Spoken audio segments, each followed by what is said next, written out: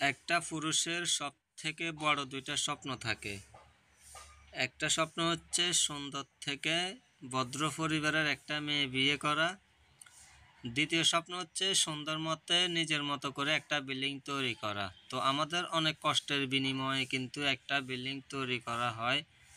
Building তৈরি করার কিছুদিন যাওয়ার পরে দেখা যায় দেওয়ালের মধ্যে ফাটল আসে। তো অনেক ধরনের সমস্যা দেখা দেয় একটা বিল্ডিংয়ের মধ্যে। তো আমরা যখন একটা বিল্ডিং তৈরি করা কাজ শেষ পর্যায়ে হয়তো দেখা যায় বিল্ডিংয়ের মধ্যে আমরা ফ্লোরগুলো রড দিয়ে ঢালাই করি, কিন্তু আমরা এই বিল্ডিংটার মধ্যে দেওয়াল তোলার আগে কিন্তু ফ্লোরগুলো ঢালাই দিতেছি। তো এইভাবে যদি ফ্লোর ঢালাই করি তাহলে দেওয়ালগুলোর মধ্যে ফাটল আসবে না।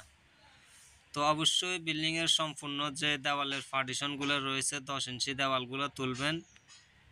মাটি ব্যবহার করেন না হলে বালু ব্যবহার করেন, অবশ্যই পানি দিয়ে ভালোভাবে দুর্মিশ করে এইভাবে প্লাস্টিক দিয়ে ফ্লোরটা ঢালাই করবেন। আমাদের এখানে যে রডগুলো দেখতেছেন এগুলো হচ্ছে 3 সুতা রড।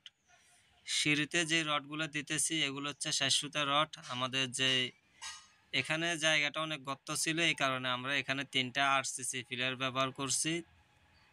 পিলারগুলোর মধ্যে 6টা 4 সুতা রড।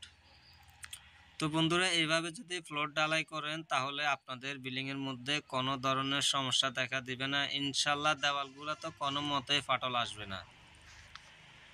তো আমাদের ওই দিকে যে দেওয়ালগুলো দেখতেছেন এগুলো কিন্তু আমরা ফ্লোর ঢালাই করেছি প্রথম, পরবর্তীতে আমরা দেওয়ালগুলো তুলেছি। এই জায়গাটার মধ্যে ফ্লোর ঢালাই করে আমরা দেওয়ালগুলো তুলব। এখানে একটা সেফটি ট্যাঙ্কি করেছি, এটার মধ্যে সবগুলো 4 সুতা রড। তো আমাদের এখানে কিন্তু একতলা ফাউন্ডেশনের একটা কনসেল ছাদ করা হবে। আপনারা কিন্তু ব্রিকের বিল্ডিং করলে অবশ্যই ফ্লোর ঢালাই করবেন। আমরা এখানে এইভাবে যদি ফ্লোর ঢালাই করেন চাইলে কিন্তু আপনারা একটা কনসেল ছাদ করতে পারবেন। তো পরবর্তীতে যে ফ্লোর ঢালাই দিলে যেই খরচ আমাদের আগে দিল সেম খরচ, শুধু পার্থক্যটা হচ্ছে ফ্লোর ঢালাই করে যদি দেওয়াল তুলেন তাহলে দেওয়ালগুলো টেকসই হয়। এতটুকু। এই বিল্ডিংয়ের সম্পূর্ণ ভিডিওগুলো আমি আপনাদের মাঝে নিয়ে আসব। একটা বিল্ডিংয়ের সকল ধরনের পরামর্শ ভিডিওগুলো দেখার জন্য আমাদের ইউটিউব চ্যানেলটা সাবস্ক্রাইব করে বেল বাটনটা অল করে রাখবেন, আমাদের যেন নিয়মিত ভিডিওগুলো আপনারা দেখতে পারেন। ভিডিওটা ভালো লাগলে একটা লাইক করবেন, আপনাদের পরিচিত মানুষদের মাঝে আমাদের এই ভিডিওগুলো শেয়ার করবেন।